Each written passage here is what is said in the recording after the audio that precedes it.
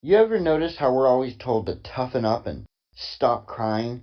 Like it's some badge of honor to bottle it all up and act like nothing bothers us. But think about it. Crying is just as natural as breathing, eating, or sleeping. Nobody tells you to toughen up and stop breathing, right? Hey, quit taking in all that oxygen, you wimp. And eating. We love eating. We've got entire TV channels dedicated to stuffing our faces. No one says, stop eating, you weakling. They'd probably drag you to the nearest buffet and force feed you just to make a point. And drinking water? Hell, if you don't drink water, you'll die in 3 days. Stop hydrating yourself. Yeah, that sounds real smart. Then there's sleep. Try telling someone, don't sleep. Be strong. They'll look at you like you're nuts. But crying? Somehow crying is the one natural, essential human function that we're all supposed to just shut down? Come on, it's ridiculous. Crying is like emotional breathing. It's how we exhale all the crap we take in. How we keep from emotionally suffocating. So what happens when you stop yourself from crying? You're stifling all those emotions and thoughts that need to come out. It's like putting a cork in a volcano and expecting it not to blow.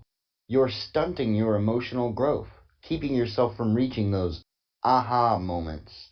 It's like saying, nah, I don't need to understand why I feel like crap. I'm good with just feeling like crap. Crying helps us process, reflect, and heal. It's like the body's natural therapy session. You cry, you think, you learn, you grow. When you don't cry, you don't think, you don't learn, and you don't grow. When you don't cry, you're just piling up emotional baggage. And trust me, baggage fees in life are way worse than on airlines. I guess that's just the way we handle emotions in this society. I mean, when was the last time you really let yourself cry? And I'm not talking about tearing up slightly during a sad movie. I'm talking about a good, deep, ugly cry. The kind that leaves you looking like you survived a nuclear meltdown. But what do most of us do instead? We choke it down, force ourselves to stop thinking about whatever it is that's got us so worked up. Because God forbid we show a little vulnerability, right? But here's the thing. By cutting off that train of thought, you're putting the brakes on your own personal growth. It's like deciding to stop reading a book halfway through because it's making you feel things. Oh no, emotions. Better close this chapter and pretend everything's fine. It's no wonder we're all walking around like a bunch of emotionally stunted robots. Beep boop, beep boop. I am fine. Everything is fine. Sure, pal. Tell that to the growing pit of unresolved issues inside you. And then there's marijuana. Wonderful, glorious marijuana. Now, I'm not knocking it. Hell, it's practically a part of the American fabric at this point. It is our culture. But have you noticed that when you smoke weed, your dreams just vanish? Poof. Gone. You're in the middle of a trippy mystical dreamscape one minute, then it's all lights out and you wake up feeling like you missed the season finale of your own brain's TV show.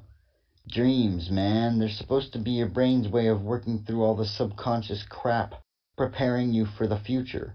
But if you're not dreaming, what's happening to all that unresolved stuff? Is it just piling up somewhere? Is there a mental junkyard where all your unprocessed thoughts go to rust? It's like your brain is playing the world's shittiest game of Tetris. Instead of clearing the lines, it's just getting them to stack higher and higher until BAM! Game over. So here we are, a society of dreamless, non-crying, emotional cripples. Congratulations, America. We have successfully engineered a generation that can't process their feelings or their dreams.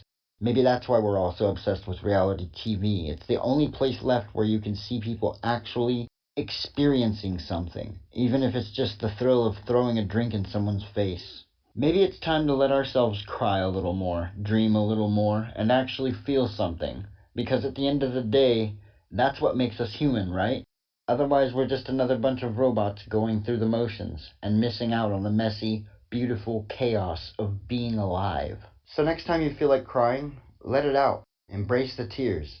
It's a cleanse, a purge, a reset. And hey, it's a hell of a lot cheaper than a therapist.